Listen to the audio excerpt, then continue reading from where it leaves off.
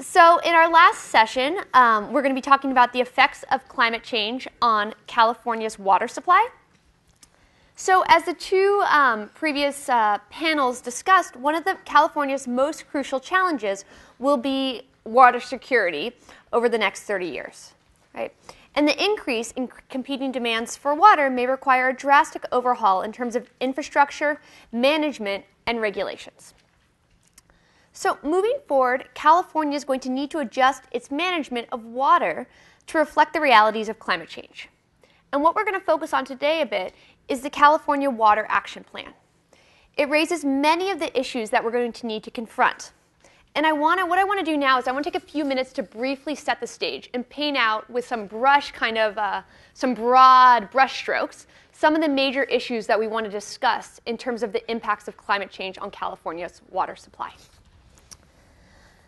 So the first that we all that's front of mind for us is the drought, right? Water scarcity and the drought. So we're all aware that we're in a current drought, whether we open the newspaper, we look at the news, or even if we drive across the Bay Bridge and we see it front and center on the billboards. With climate change, these droughts are going to become more frequent and probably more prolonged. During these times of water scarcity, we need to be prepared to optimally manage and allocate water for agricultural, drinking, and environmental purposes. Most of the issues that we're going to talk about today, or many of them, are going to fall within the umbrella of managing scarce supplies of water. So we can talk about the role of water markets, the potential of conservation, the role of water storage, and how in the future we're going to manage groundwater supplies. The second issue is supply disruptions. So much of our existing water supply today is vulnerable to earthquakes and floods. With climate change, flooding may become more frequent and sea levels will rise. The Delta serves as a main artery that conveys water to the Bay Area, the San Joaquin Valley, and Southern California. And it's particularly vulnerable to flooding. Disruptions to it, from like Max talked about, you can think about a flood and then a major storm, might lead to a levee failure and perhaps make this water unusable. So this is a second issue we're going to need to think about with climate change. A third one is groundwater. So more than 1/3 of water for cities and agriculture in California come from groundwater supplies, though there's substantial variation across years. So during dry years, right, groundwater is more heavily extracted. If properly managed, groundwater can serve as a source to help mitigate the impacts of dry periods and droughts. However, in many areas, our management of groundwater has not been sustainable. The last two issues I want to raise, that I want the panelists to touch upon, is the fourth one is uncertain water supplies. Right? With climate change, many or some of our existing water supplies are going to become more unreliable. Take, for example, the Sierra snowpack. Right? Not only are we not going to have as much storage, but the timing of when that snowpack melts is going to change. Ensuring water security in the future is going to require us to think creatively about more reliable water supplies, groundwater management, storage, recycled water, etc. And then the last thing I want to touch upon is conservation potential. What are the different what's the potential for urban conservation and for agricultural conservation in addressing the drought and water scarcity from climate change? Now, before we get to the panel, I just want to take a minute to briefly mention something that's front of mind for me when I think about addressing and managing water during times of water scarcity. So one thing that plagues all of us as researchers, and I confront on a near continual basis, are the data challenges with water supplies, or with water management, both on the supply side and the demand side. The drought and the impending water implications of climate change should for us act as a call to action for us to improve our monitoring of water supplies and our collection of water data. It's a very nearly impossible task to manage or to optimally manage water when we don't have an accurate picture of either water supplies or water use.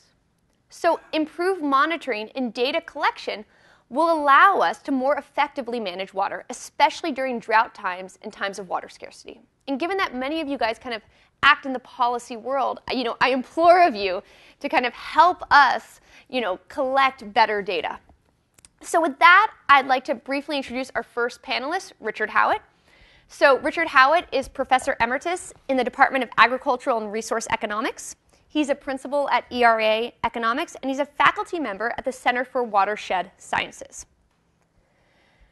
Given his expertise, and then I'm going to follow up with a few questions, I'd like Professor Howitt to weigh in on the agricultural implications of the changing water supply, as well as the effects of climate change on supply disruptions. So I'd just like to kind of probe the discussion with two quick questions. The first is, let's start thinking about the agricultural implications of the current drought and of a changing climate. How is this going to impact agricultural production, labor demand, and food prices in California? And then second, if time's permitting, moving on to supply disruptions, can you discuss what options we have to minimize supply disruptions? And can you speak to the severity of them if we choose not to address them? Thank you, Katrina. Today we released, the Department of Food and Agriculture released the results of preliminary results of a study I've been doing the last few weeks on the impact of this drought. And a really interesting thing comes out. We know it's been exceptionally dry. But if you look at the maximum ability to pump groundwater, a large proportion of the cutbacks in surface supplies, 32.5% cutback in surface supplies is the number we get from this primary survey. That's 6.5 million acre feet in the Central Valley. I'm just talking Central Valley.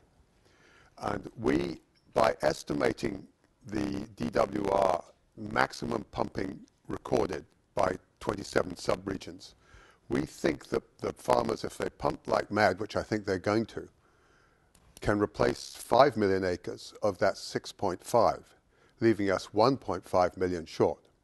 Point. Groundwater is absolutely critical to California's Mediterranean climate. Basically, on production, we estimate there'll be about 410,000 acres out, fallowed. Very little of it, 27,000 from perennial crops. We think there's going to be about 30,000, 35,000 acres of rice fallowed, mostly because of water exchanges, because rice conditions are very profitable.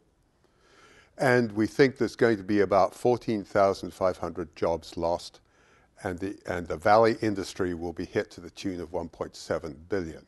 Okay. This goes straight to groundwater. And the impacts of this drought are worse than 2009, not as bad as 1977. Okay? Have they suddenly turned me on twice the volume? I mean, it's important, but can we take down the gain a bit on the mic? So, are you getting an echo? Yeah. It's so important that they want an echo. Yeah. That's feedback. Okay, I'll shout. Whoops, maybe that's a mistake too. Groundwater. So what's going to happen to groundwater? We're overmining the bank tremendously, and as one farmer was quoted recently as saying, the person who gets hold of a deeper drilling rig, it's rather like pushing in front of you at the line to the movie house. They're pumping out of your aquifer. We are the only state left. Even Texas is way in front of us institutionally in terms of groundwater. However, there are two places in this state, two I know of, that run their groundwater very simply and very efficiently and have done so. One is Orange County, and the other one is Santa Clara Valley Water Agency. And both of them have not adjudicated the basin. They have not imposed regulations. They have not told people how to farm. They've simply prorated the natural recharge on the correlative basis per unit overlying land area, i.e. that's your share of the natural recharge. And if you wish to pump more than that, which you can, you pay the cost of replacing it. Simple. This, for instance, this institution has worked in Orange County for the last 35 years. It's been through 3 droughts very successfully, allowing urban and agricultural users to draw down their supplies in times of drought and build them back up because they got to pay for the replacement cost. Now, several people have told me, well, that's all very well for Orange County because they've got contracts for surplus water to recharge. And the answer is it will work on any area-defined aquifer, because if you can't buy outside water, you buy it from your neighbor, which is actually what's going on in the valleys at the minute, southern valleys and northern valleys. What we've got to have is a locally but overseen system to allow local aquifer managers to manage their aquifers. Okay, step 1. Second, movement and trading of water. Several people in earlier panels have emphasized how important that is. It used to be that energy systems were vertically integrated from the generating capacity to the distribution to the retail. And then when we got really scarce of energy, they realized that this was a very poor way of having a network industry. And so California and the Western US for your energy has an independent system operator, ISO. They're out in Roseville. And if you go to their central allocating station, after you've gone through a lot of security, you get into this room and you look around, and there's 2 things that's happening. It's a mixture of engineering flow diagrams for water and the Chicago Board of Exchange, because prices and demands are intersecting the whole time. We need an ISO for water, and it needs to run both the state and the federal units. It's a non-profit, semi-government, but not government institution. And it's worked extremely well in energy allocation, and I see no reason why it shouldn't work well in water allocation. You can buy your contracts for your water supply, your energy supply, months ahead, weeks ahead, hours ahead. Different price, different criteria. So those. I'd like to have one more point. Climate change. Climate change will reduce the net usable water supply to California in the next 60, 70 years, perhaps by 20%.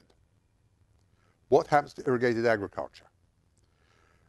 Irrigated agriculture is going to have to downsize in water use and irrigated acres. No question. There's going to be, to put it bluntly, it's going to be over 1 million acres currently irrigated on annual crops that comes out of production. What happens? What does this mean for the system? Well, it could mean a wasteland of dust blowing across Highway 5 and causing accidents and so on. It could partially be revegetated back to native vegetation. Or it could be part of moving backwards in California ag production to using more rotational impacts, more cover cropping. And so this 1 million acres would not be denuded and left alone. It would be part of the system of growing crops using a rotation system for weed control, for fertility enhancement, and even using cover crops for some winter rains storage. So what I see us having, the challenge is, how do you have a portfolio of very high value crops, mostly many of them selling to export markets, and I'm very optimistic about that, such that California agriculture can grow in value, grow in employment, grow in benefit to the state, but reduce its water footprint. There was talk about double cropping. No, that wouldn't be worthwhile except in Salinas. After all, double cropping assumes land is scarce, water is plentiful. Wrong. Water is scarce, land is plentiful. And so we're going through the next 30, 50 years to be shifting our paradigm such that the scarcity is in water in California agriculture, not scarcity in land. We will have more land than we have water to irrigate. And the question is, how do we use it in a way that brings our irrigated agriculture into steady state with respect to salinity, with respect to groundwater, and even possibly with respect to nitrogen loading in the groundwater.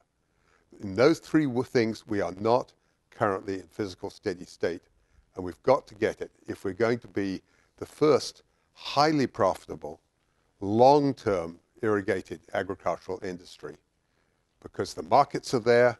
I really think the markets are there for our products, and we have to just think logically about where we go with reduced water supplies. Thank you. Richard.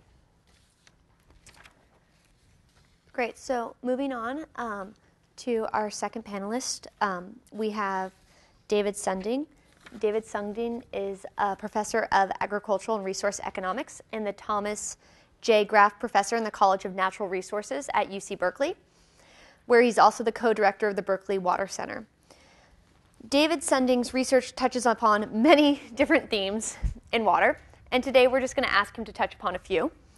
We're going to ask him to discuss the implications of changing water supplies for urban users, as well as the lessons learned from urban users and where the effects of the drought are most acute. So just to be a bit more specific, one interesting observation that I think's emerged from the current drought is that urban areas in Southern California are much better prepared to handle it. And so can you describe what is happening in these urban areas and how long they can operate as is given current drought conditions? And then what lessons learned here in terms of storage and alternate supplies can be applied to agricultural users? And then time permitting, a broad question I'd like you to touch upon is, where is kind of the drought being felt most acutely? And can you speak both about the agricultural and drinking water challenges facing these areas? Thanks. I can, thanks. Those are all great questions. Before I get to the specific questions, let me touch on a few themes that Richard was discussing and maybe start with some broader context. Climate change is something that's occurring on a backdrop of current and evolving patterns of water supply and water demand.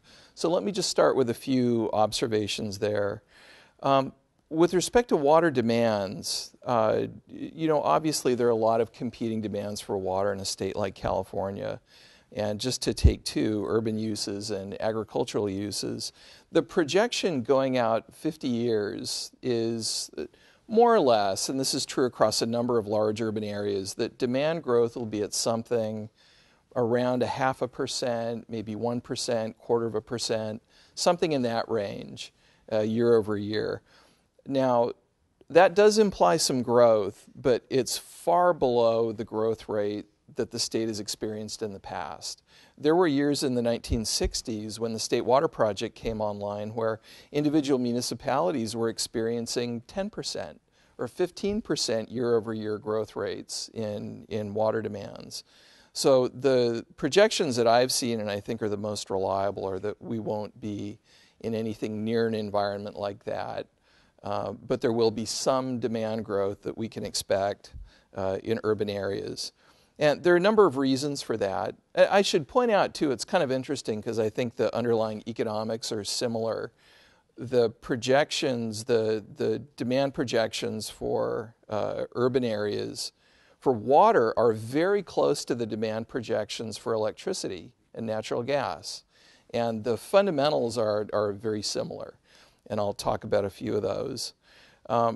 So there, with respect to urban demands, looking out, again, say to 2050 or a little bit beyond, there are a couple of factors that are working in opposite directions, but they combine to produce relatively modest growth rates. One factor that's definitely driving down consumption is the increase in water rates. And there have been some tremendous increases, say, in Southern California over the last 5 to 10 years. Water is quite a bit more expensive than it was. And as all the economists in the room can tell you, when price goes up, consumption usually goes down. So that is projected to continue.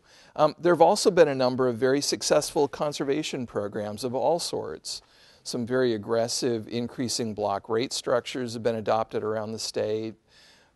Plumbing codes have gotten tougher. There have been rebate programs to take out lawns and install plumbing fixtures, things of this nature. But there are factors on the other side, too, that work in the opposite direction. population is still projected to increase out to 2050 and beyond. And interestingly and importantly for water demand, most of the population growth is projected to be in inland areas. The coast is built out all around the state. It's a very desirable place. Most of the growth is projected to be in inland areas. Other things equal, water consumption per capita is much higher in inland areas than it is on the coast. Land prices are cheaper, densities are lower, temperatures are higher. So all of these things contribute to increasing water demand. So when you put that all together, again, what emerges is an upward trend, but at a relatively modest rate. Now, on the ag side, and again, this is all talking about a backdrop that climate change is imposed on. On the ag side, I think demands there are relatively much more stable, but the demand is getting what we call in utility speak harder. It's getting less elastic due primarily to the tremendous increase in perennial acreage. It's really quite astounding when you look at how land allocations have evolved over the last 20 or 30 years in the San Joaquin Valley. But I definitely do share Richard's general notion that the ag sector is due to get smaller in the state, with some shifts in the way cropping patterns are working across some competing uses, but generally a flat to down trend. Now, just a couple of other things I want to mention as general remarks. I do hope we can get a little bit into the Delta to talk about some specific issues. I'm sure it's come up. I can't imagine it not coming up in a conference like this. Part of the rationale for the Delta fixes, the infrastructure that's being proposed, is precisely as a mitigation mechanism for climate change. That there will be an increase in the frequency and the magnitude of high water events in the Delta that'll effectively swamp the system, change salinity, and result in supply disruptions. So having the ability to have a north of Delta intake greatly reduces the vulnerability of the system to one facet of climate change, which is sea level rise, in addition to whatever would happen with precipitation patterns. So I do hope we can talk about that a little bit. And I also hope we can talk about wastewater infrastructure. So if you look at a city like San Francisco, closer to where I'm from, the Hetch Hetchy, the catchment area is actually at quite a high elevation. And while there are some changes in the amount of precipitation and the rain-snow mix that are projected, generally that watershed is for the most part over 9,000 feet, so there wouldn't be any radical changes. What is going to be a huge problem for San Francisco is that their new wastewater treatment plant will be underwater. And that's going to be a very expensive retrofit. So let's not forget about that end of the system either. So now with that as kind of context, let me just take a minute and give you a brief answer to some of your specific questions. You're right. What's happening right now with respect to the drought and how Southern California agencies have responded is a great little object lesson in a lot of the themes, I think, that are going to emerge in this panel. And two things I would point out in particular. In Southern California, there's been a real diversification of the supply portfolio. Very large-scale investments in recycling. There's a new desalination plant that's under construction in the San Diego area. There's a lot of brackish groundwater desalination, stormwater capture, conservation programs, and water agencies usually count conservation as a supply source.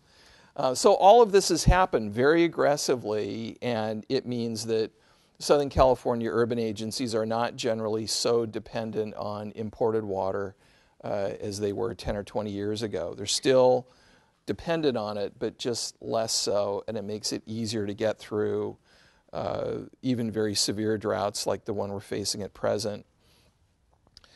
You asked a question about sort of how is it this year and how would it be a year or two down the road. Right now, it's actually not bad. I mean, there's definitely depletions from storage that are taking place, and that has an economic cost. But there's no or very little mandatory rationing. that's taking place in Southern California, where just over the Tehachapis in the San Joaquin Valley, you have quite a different picture emerging. But again, I give these urban agencies a lot of credit. They diversified their portfolio. The other thing they did, Met in particular, was a massive increase in storage. And I think now the benefits of that are becoming manifest. So those are two little object lessons for other agencies as they think about climate change and fluctuations in precipitation. So the last question that I'll address right now is, where is the drought most acute? Well, there are some small communities that are essentially off the grid that are facing, I mean, they've got like a few weeks of water left, and then it's going to be trucked in or some. Now, it's not a lot of people we're talking about, but these are some really serious impacts. But those are generally occurring in areas that are not hooked up to the larger state water infrastructure. But I did want to start with a mention of that. Where is the drought most acute? It's obviously the San Joaquin Valley, obviously.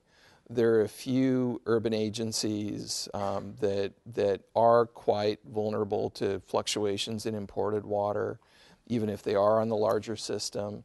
But generally, the impacts by far are the largest in the agricultural areas. And within that, largest on the west side. There are some parts of Kern County that are going to be very hard hit. Impacts are going beyond where they've ever gone before. Sewage contractors who thought that they had and they do, have very senior, almost invulnerable water rights, might be looking at some impacts. Some of the settlement contractors have impacts that are beyond what they had considered. So a number of entities that haven't had to deal with scarcity before are having to deal with it now. Water trading is helping to some extent, and there have been some very dramatic trades and evidence about the marginal value of water that we can get into later. But let's be honest, as much as economists love the water market, it is not going to make up for the very large supply disruptions that you're seeing on the west side. I would agree with Richard. Groundwater is, the supply of first resort. Beyond that, there is some water transfers. Beyond that, we're talking fallowing, pretty significant economic dislocation. Thanks. All right, thank you. Great. And so lastly, we have Ariel Dinar, who's a professor of environmental economics and policy and the director of the Water Science and Policy Centers at the University of California, Riverside. And just like our other panelists, within the water arena, Professor Dinar's research touches upon many different aspects and a variety of topics. And so given kind of David Sunding teed it up nicely for us, and he talked about some of the agricultural implications of the drought in a changing climate, and that the implications or the drought, the severity of the drought, as well as climate change is going to be felt most acutely in these agricultural areas. Now I'm wondering kind of what are some of the potential solutions we have or ways to kind of mitigate water shortages. And so what I'm wondering about is what's the potential for kind of agricultural efficiency technologies? What are the potential, though it might not be a cure-all, but what's the potential for water transfers? And maybe you can explain them briefly to what they are to the audience. As well as, what do you envision the supply of water looking like in the future, including what's the role groundwater is going to play? Okay. So first of all, thank you very much for inviting me. And as you can imagine, I am the only representative of Southern California in this room. So that's very important. Second thing that I want to say is that when it comes to conservation, California is already, even without climate change and without the drought, California started in the 1950s with, I would say, being in the bulk part of the water per capita, which is a measure of whether or not the country or the state is a scarce, water scarce place or not. So with about 3,000, and we measure it not in acre feet, but in cubic meters, if we want to compare it to other countries, cubic meters per capita it is expected only with population growth that by 2050, California will reach a value of water per capita of 500 cubic meters per person, which is puts California in the severe water scarce zone. So just because of that, and not because of any climate change or any recurring drought, California has to very seriously and in a sustainable way to think about conservation. So this is one thing. Another thing that I just wanted to say is that when it comes to water scarcity and how to manage water scarcity, we have three. We have. I hope that you don't disagree with me. We have three aspects that we need to address. One is infrastructure, so infrastructure that will allow policies to be effective. Second is incentives that will be attractive to the users in their responses to the policies. And third are institutions that will allow the policies to perform. Unfortunately, as we can see in the past, these three are not well performing in California. So this is just, a background. So the question was whether or not the arsenal of agricultural efficiency technologies, what is the potential of what has been gained in savings from changing the technologies in the agricultural sector.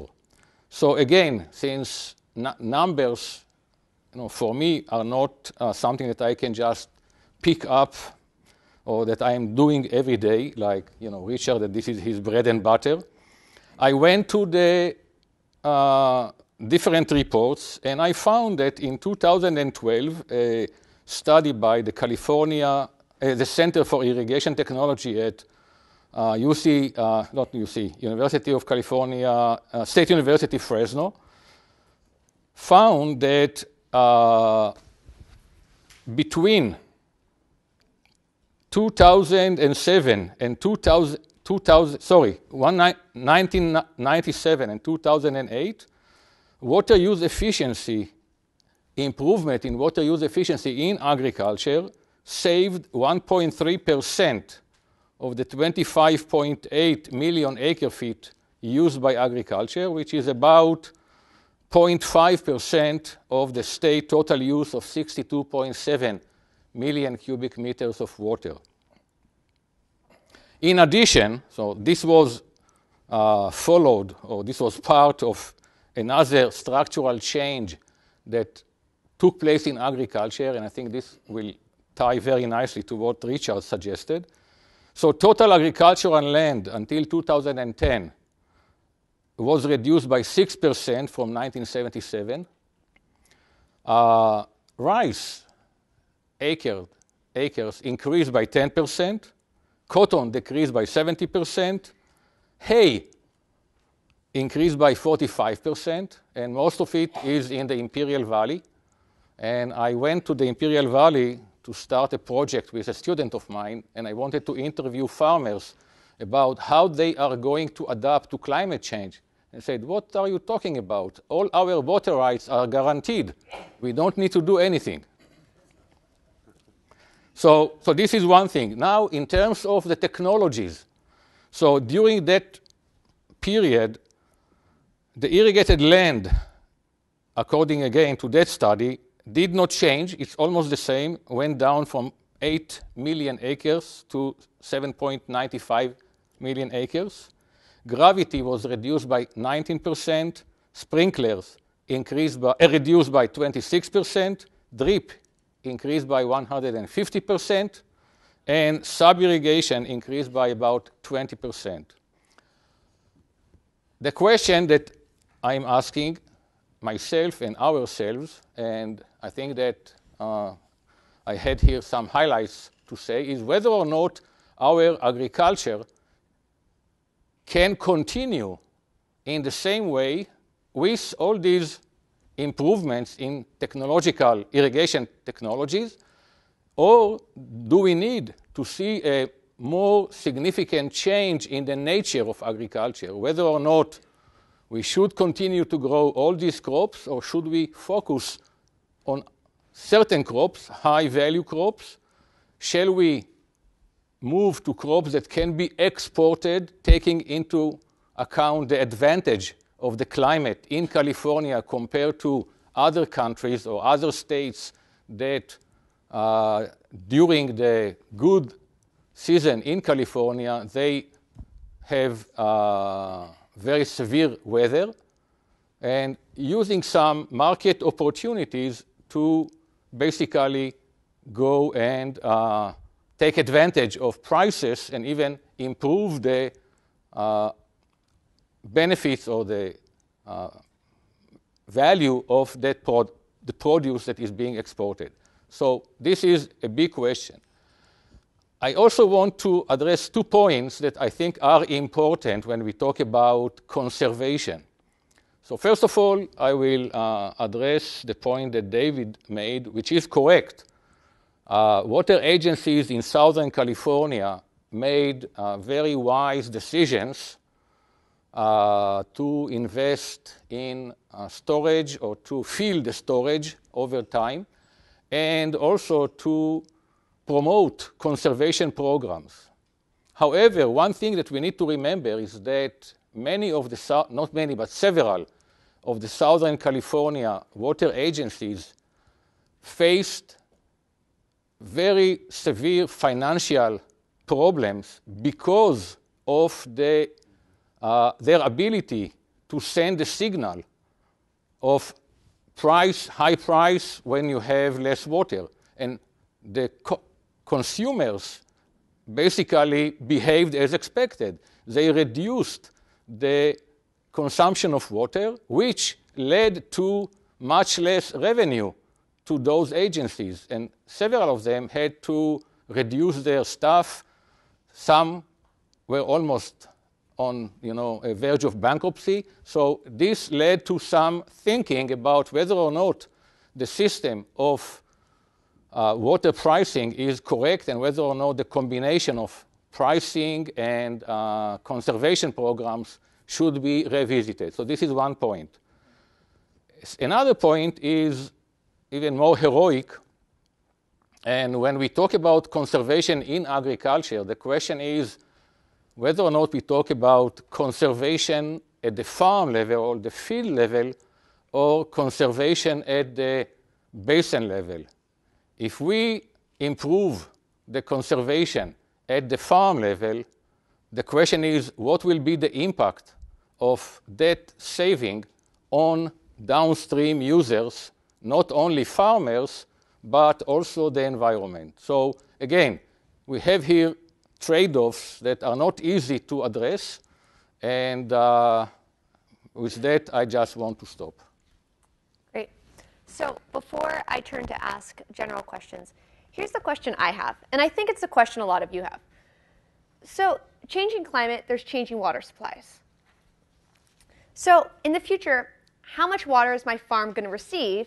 How much can I buy my way out of this problem by water conservation? How much can I buy my way out of this problem via better groundwater management? And how much can I buy myself out of this problem with improved storage? Right? So I've gotten a lot of kind of maybes, but I want to kind of push you a little bit more to kind of answer those questions. I'll give it 10 cents. And the answer is there's no buying out. What will your effect be? It'll depend on what your property rights are, what your water rights are, the seniority, where you are. But fundamentally, most water rights will be reduced in proportion to the total state supply. And that will be a reduction, slow reduction over time, a slow reduction. Groundwater is clearly the essential buffer stock. But in some parts of the southern Central Valley, we're currently overdrafting on an average of about 1.2 to 1.4 million a year average. This year we're going to quadruple that. And so groundwater is the key, but in order to use it properly, we have to cut back on our net overall average groundwater use. Otherwise, it's just not some wells are not going to have it there. And so there is one really efficient form of conservation. Don't grow the crop. It doesn't evapotranspire. And that is an effective form of conservation, and that's what we're going to be gradually going to. But if we are clever with it, we can move back what economists call around the isoquant production towards systems that are more sustainable. And I'm very bullish on California. I think we're really going to grow our export high-value crops. And so I see a growth, tremendous growth in value of output and employment, at the same time downsizing the footprint, the water footprint, and focusing on water, not land. If I could take a crack at that, I think I'll say probably a lot of the same things, maybe a little bit differently. I mean, I hate to sound like the classic economist. Your question is a great one, and the answer is it depends. It depends where you are. The one thing you learn if you don't work in water a lot, impacts of something like climate change depend very much on who you are, where you're located, what are the physical resources, things of this nature. In the first instance, water in this state is not allocated on the basis of price. It's allocated on the basis of historical settlement patterns and usage patterns through a very complicated system of water rights that's administered by the state. So just fundamentally, we're not talking about a commodity that's allocated by price in a market. It's something very, very different than that. And you have on the one hand what I would characterize as the genius of the prior appropriation system, which did a very effective, I mean, it gets a lot of criticism, but the prior appropriation system did a very good job at doing what it was intended to do, which is encourage settlement and migration to this part of the world.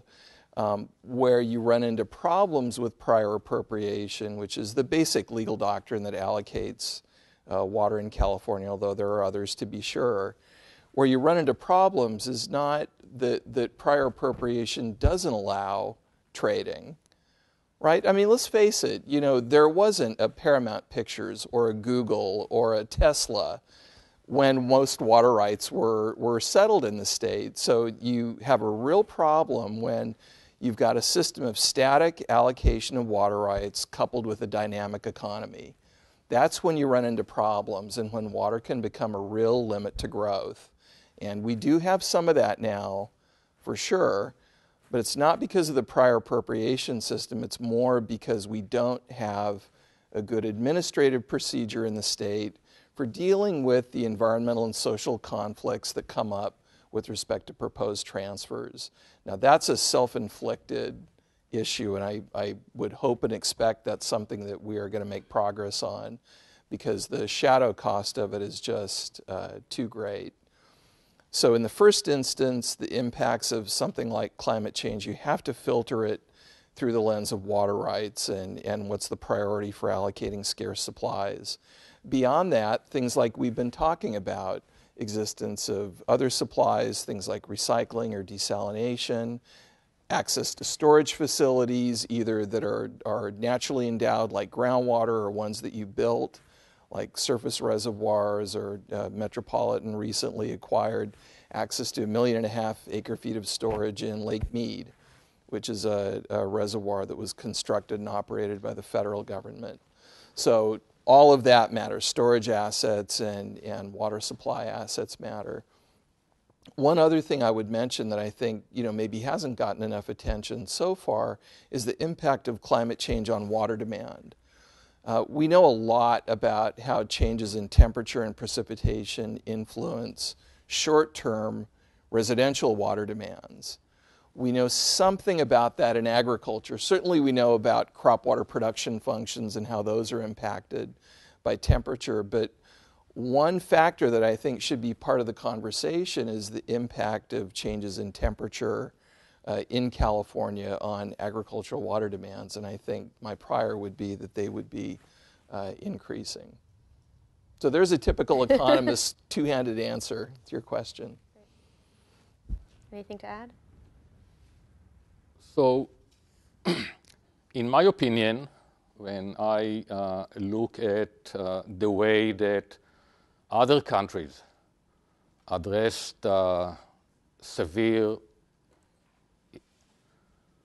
consequences of droughts, and it happens also in California. I mean, I even lived here during the 1986-1991 drought. So there is a shock therapy, and that shock led to some changes in existing institutions. And as Richard said earlier, led to the creation of the water bank that was the father of, the water trade that is struggling now to perform.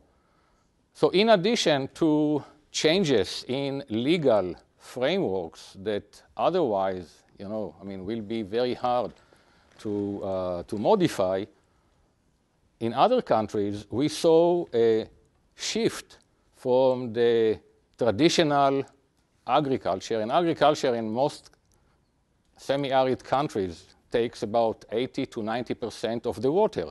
So, of course, this is the most important sector to try to address.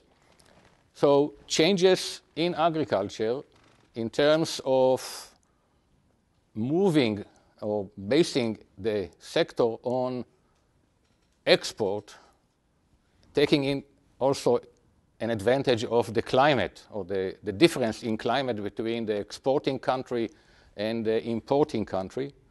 Changes in the technology, not necessarily only the irrigation technology, but also the growing technology. So one example is to move to grow certain profitable agricultural crops in controlled environment that will use less land, much less water, create benefits that are much higher per unit of land and unit of water, basically by substituting land with capital. So again, this is something that took place in certain countries. The question is whether or not it can take place also in California. So this is one thing that, in my opinion, is certainly or should be put on the table. Another point that I think can be considered is to deal with water as a whole. So water is not only, surface water. It's not only groundwater or the most conjunctive use between groundwater and surface water, but also recycled water, reclaimed water, storm water, to look at it as one system that can compensate and support the other parts of the system. As you know, in Orange County, we have the biggest plant of recycled water that injects treated wastewater plus other water, saline water that are treated as well, into the aquifer to prevent the ocean from intruding the aquifer. And then after X time, it is pumped, cleaned again, and used as source of drinking water for the population in that region. Things like that happened also in other countries.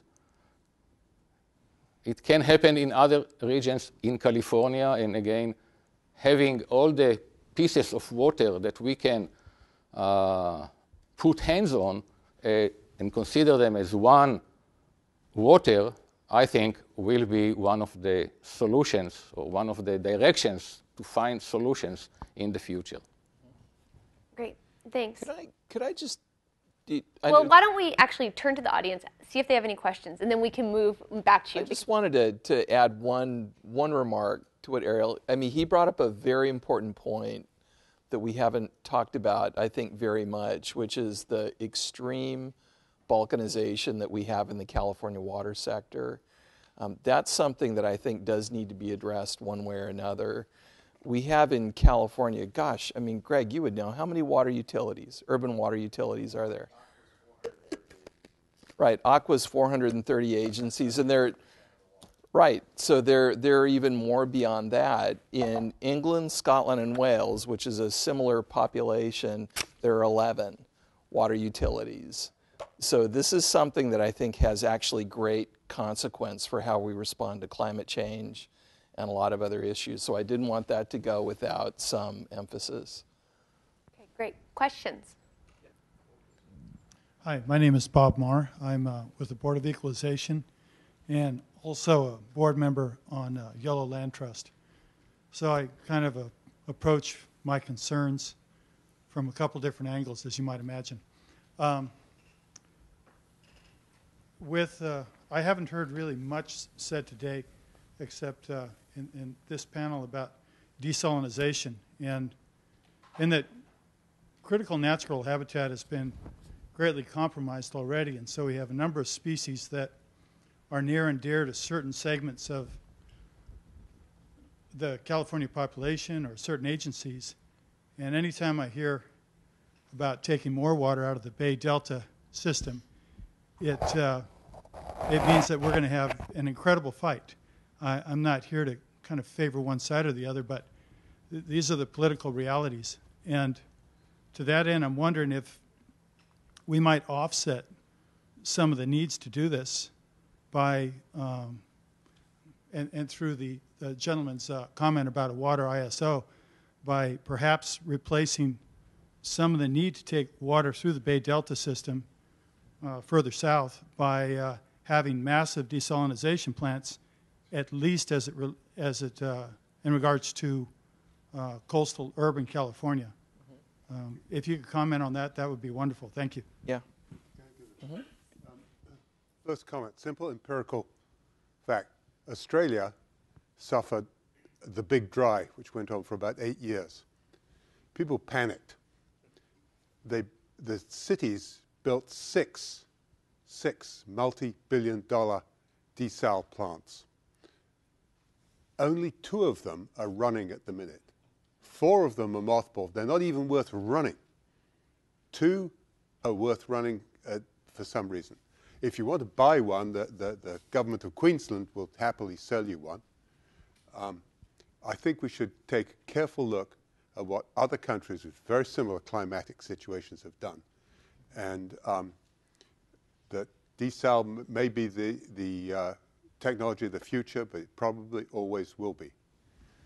If I could, I'll take somewhat a different tack on that. I think it's fair to say I absolutely understand what you're saying about water exports from the Delta. There are different matter.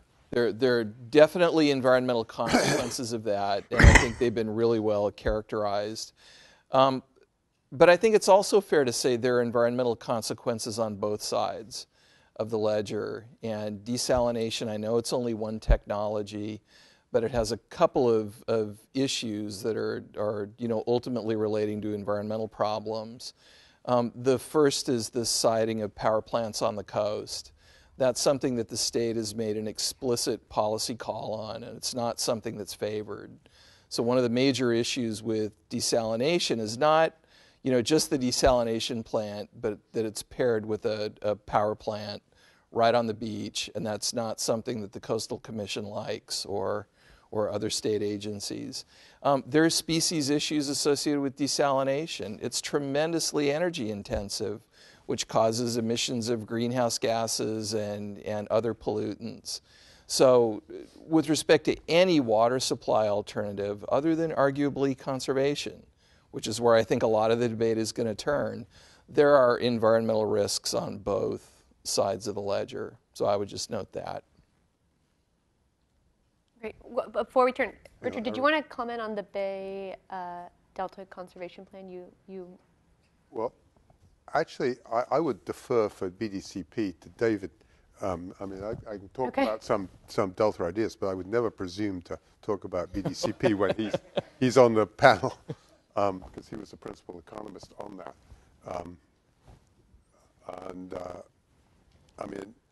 Yes, we obviously need I've done some work on the Delta with some colleagues, and And we come simply down to the idea that it's essential to decouple the export of water from the ecosystem of the delta.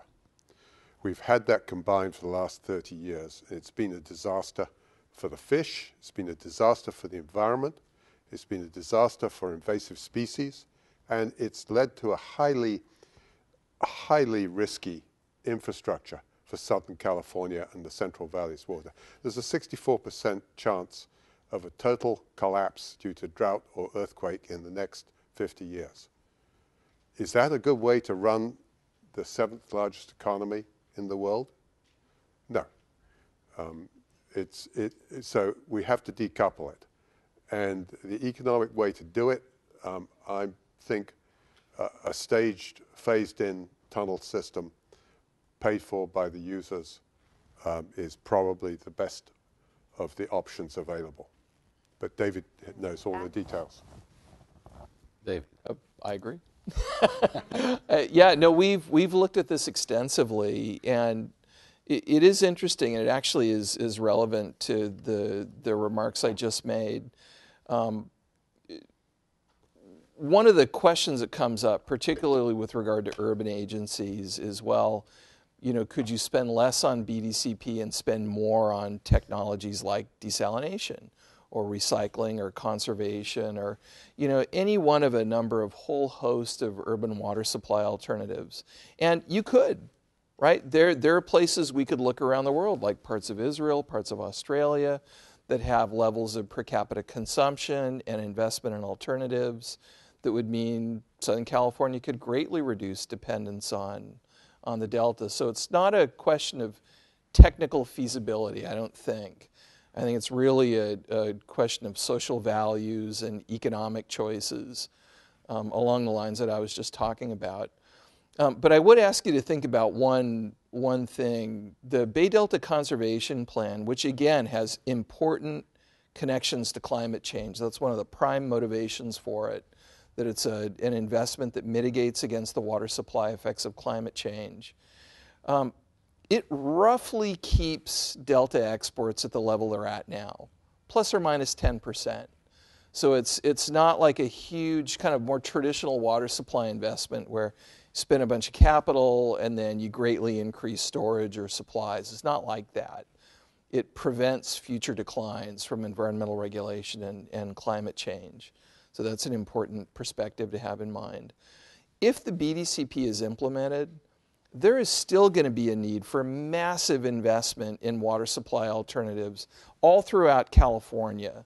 So it's not either or, it's and. We need it all. If Southern California, just to take that as an example, I mean, Southern California's share of the tunnels that Richard was talking about would be, somewhere just north of $3 billion. Including O&M and some restoration costs, call it 3.7, something like that in present value terms. If Southern California were to give up on BDCP and lose the Delta exports that it would preserve, the cost of replacing those with water supply alternatives would be about $20 billion. So it's technically feasible, but it's much more expensive to ratepayers than an investment in BDCP. Yeah. Please. Thanks. Greg Zlotnick, San Luis Delta Moderator. I want to get back to maybe 30,000 feet with the economists, and it's related to the Delta issues, but other things. These systems which were designed, the major backbone systems of the state, which were designed to buffer us to drought, basically, were put in place before the major customer on the system that exists today was there.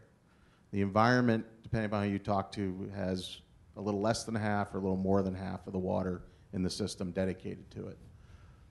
New storage projects that are being proposed by the federal government, the feasibility studies are showing basically the only way they pencil out is by providing an economic benefit to the environment that they calculate through whatever calculations of almost half of those projects. So as economists looking at how the state goes forward, fish and birds and plants don't have bank accounts. So how do we deal with that issue where the benefits of these projects, both existing and future, are essentially dedicated to the broad public benefit of the environment? How do we deal with that going forward? No, I can give you a textbook answer, which I think is relevant.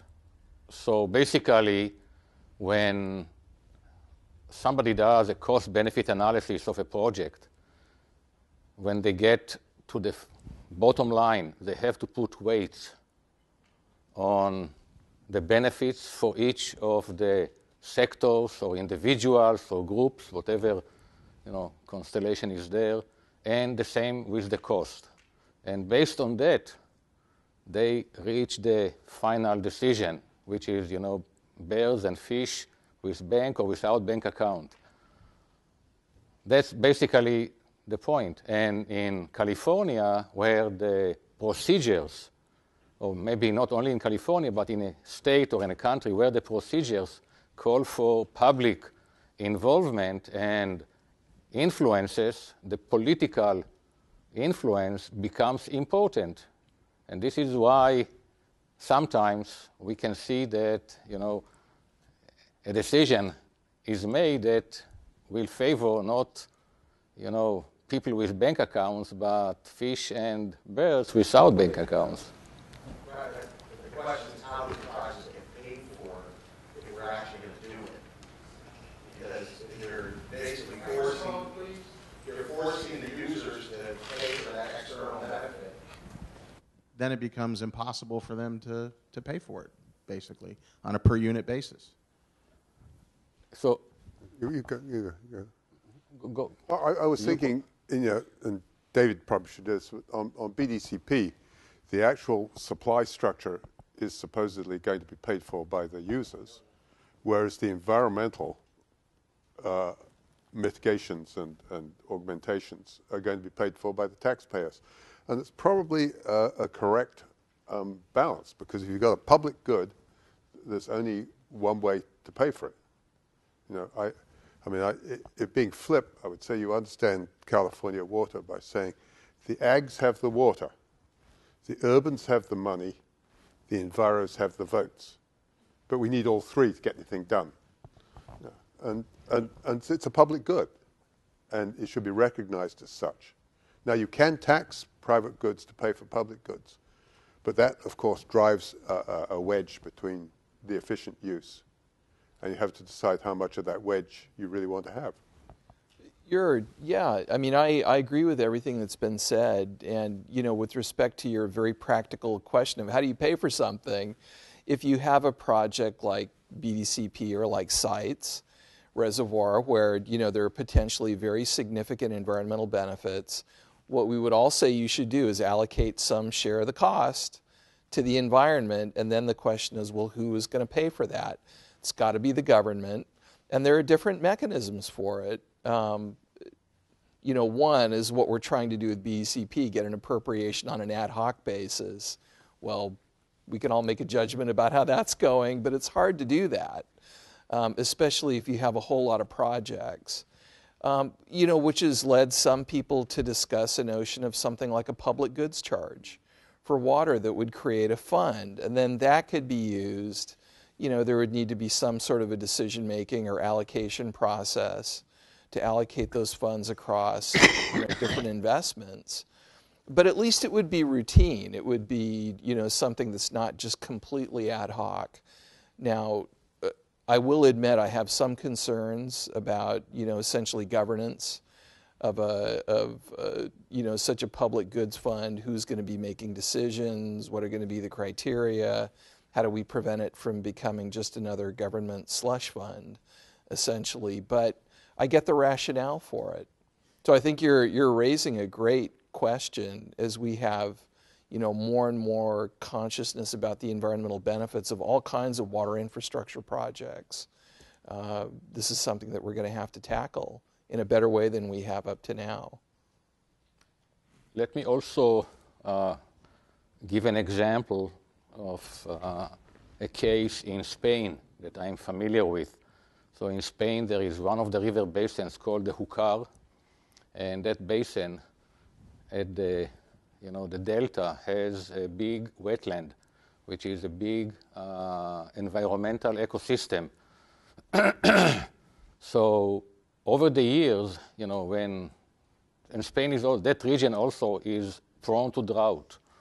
So when there is a normal year, everyone can perform, and there is enough water going into that Albufera wetland. This is the name of the wetland.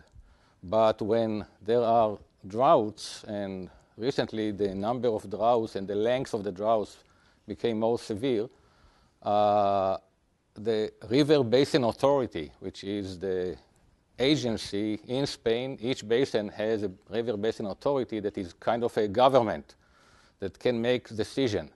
So they decided that they are going to buy water and pay from the taxes that the irrigators and the cities are paying for to the basin authority. They are going to buy water and to let the water flow to the Albufera.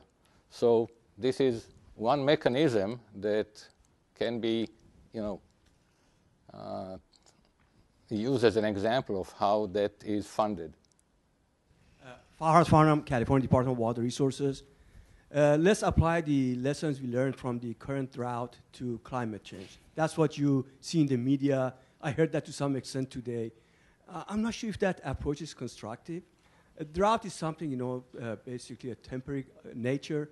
Probability of drought in California is almost 20%. So on average, you have it every 5 years. And let's not forget, a couple of years ago, we had a very dry, very wet year. So you have natural recharge and all that. And climate change, you're talking about a long-term trend. And I'm not sure if you're not going to have a precipitation. You'll have them. It's a timing differs. The snow, basically, elevation is higher and so on. So let's decouple these two. Are these really the same? I mean, is climate change an extended drought? I hope not, because if you have a couple more droughts like this year, we'd be all doomed. So I don't know how constructive this, comparison is that you see nowadays. I guess I would start. I mean, you're right, of course.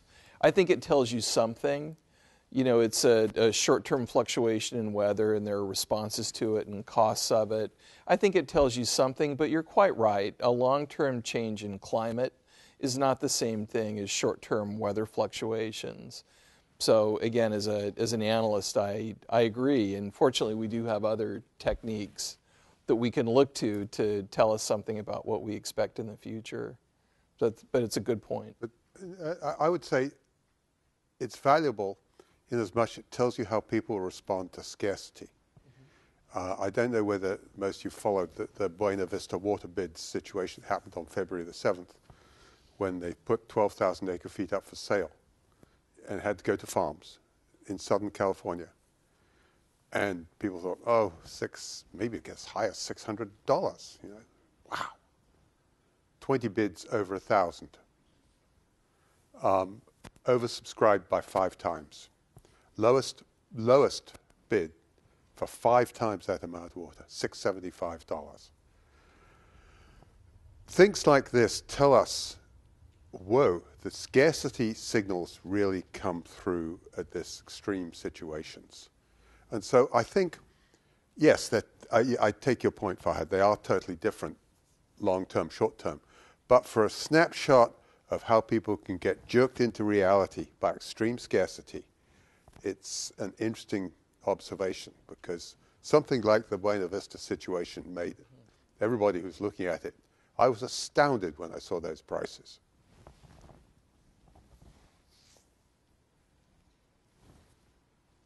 Yeah. Right? Yeah, right. Yeah. Yeah, we've heard some comments about how we might pay for our responses to the drought and our needs responding to climate change. So I wondered if the panel would comment on the desirability of and the prospects for a water bond that might be on the ballot this November. Yeah, well, it's hard for me to say what the prospects are. I think, of course, that depends what's on it. Just focusing, on some really short-term political calculations, I think the feeling is that it should be, have a much broader perspective than being just a referendum on the proposed Delta fix. So, and actually going back to, how Katrina started us off with reference to the California Water Plan, the California Water Plan talks about a really comprehensive portfolio of investments in all aspects of the state's water infrastructure. I think something like that, that actually I think would have a pretty reasonable chance of passing, and there'd be a lot of good that could come from it. And I should say, we were talking before about, the notion of a public goods charge, or to the extent that water infrastructure investments have a public benefit as opposed to a water user benefit. How do we fill in that portion of the pie? The water bonds, of course, are another primary mechanism that we've used in the past. In preparation for this meeting, I went over that state water plan. And most of the items that are on that plan have the following statement, and I guess this is a signal on what is going to happen. So financing, and this is guiding principle, the state should plan or should fund investment that provide broad public benefits such as improved water supply reliability, water quality, ta-ta-tam. And you can find it, all over the 10 pages of that summary of the water plan.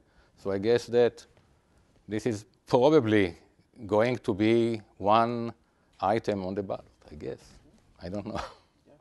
So, regarding just the public benefit and the trade-off, it seems to me that what's really at risk is the communities in the west side of the valley. They're really at risk, and then other places where you have natural water deficit.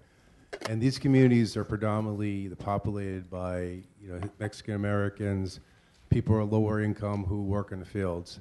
How do we assess and what is the impact on this long term? Because a lot has happened in the last 20 years, especially with permanent crops in this part.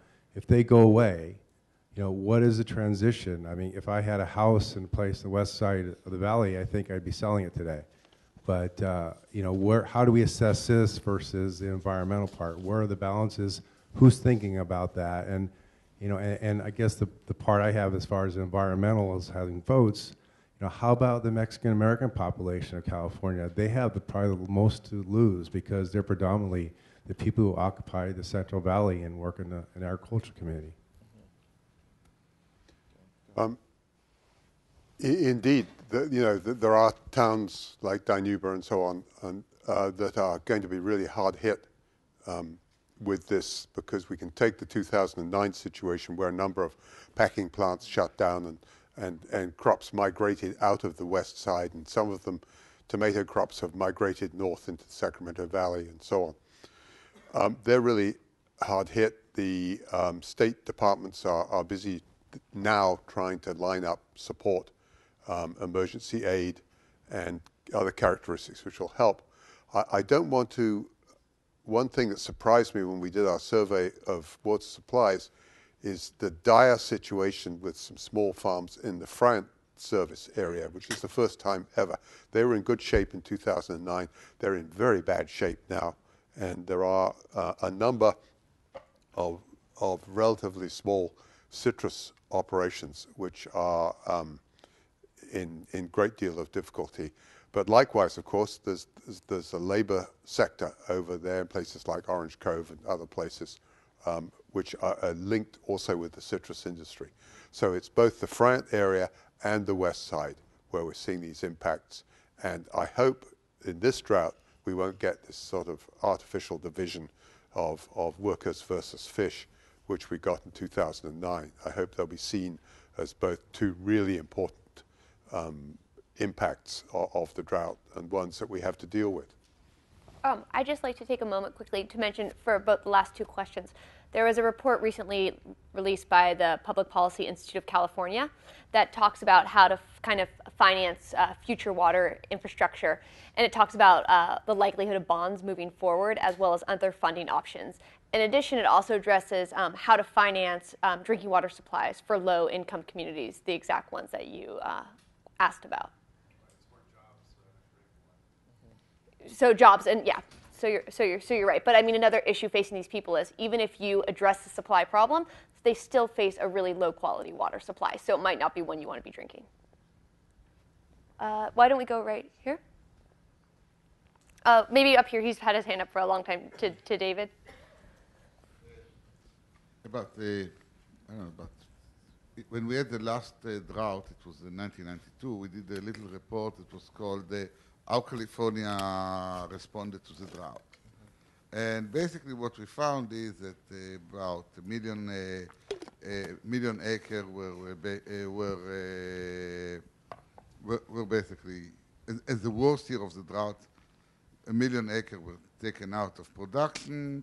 A third of the water that was lost was replaced by groundwater. A third of the water that was lost was replaced by conservation. Some land was fallowed.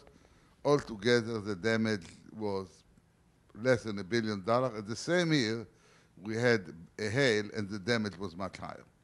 Now, the basic point that I look at this drought, it's bad. It may be that, generally speaking, in California, the overall impact is said, but 10,000 workers is not a lot.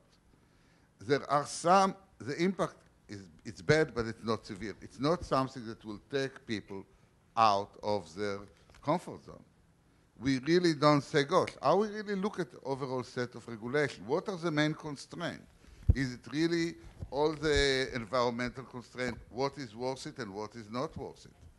We basically think about the bond, I don't know if it will pass or not, but to some extent we really speak about a system of band-aid that wouldn't really look at the real systematic crisis. What type of institutional or research agenda do we need in order to start talking about things seriously? Because think about it, we had a financial crisis that affected the people in the area near the Central Valley 500 times much worse than the drought.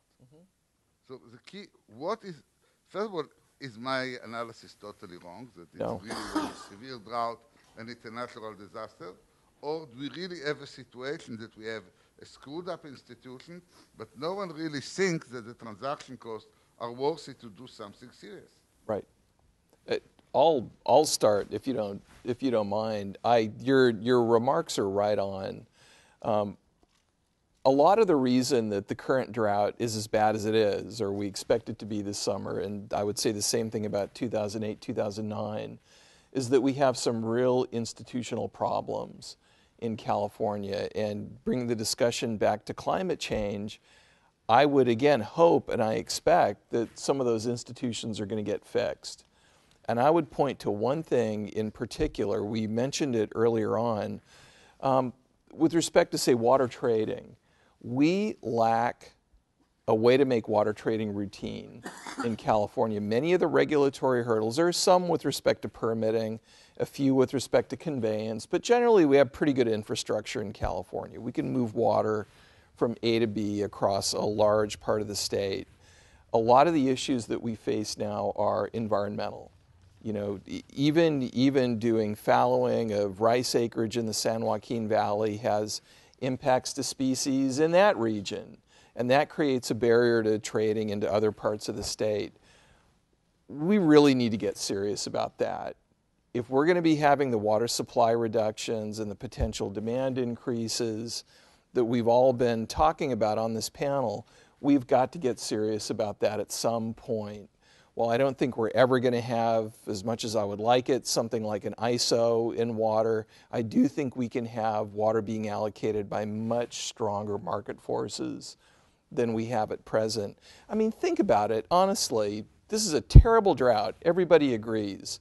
Do we have a drought water bank this year? Does anybody know? We have in the past. Do we have one this year? No, we don't. That's a horrible institutional failure.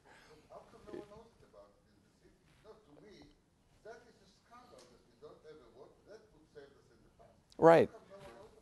And I'm not, we're here in Sacramento and DWR is right down the street, so I'm not, throwing stones at DWR, but just think about that for a second. How can that be in a state like California? We have had drought water banks in the past. We don't have one in the worst drought on record. How can that be? So this is an institutional failure, and it's just one example, but we've got to get serious about that. If you remember the water bank that was instituted in the first drought, the prolonged drought, started only about 5 or 6 years after the beginning of the drought. Right. Also to remember. So we're running out of time, so we're going to need to wrap up our discussion. And I just want to thank our excellent panelists for an uncomfortable sometimes, but very essential discussion. And I want to thank Julie and Colin and the Giannini Foundation for organizing such a great conference. So thanks.